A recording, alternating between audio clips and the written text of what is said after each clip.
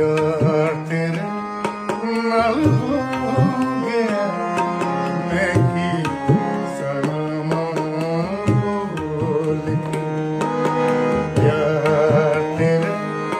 ਨਾਲ ਹੋ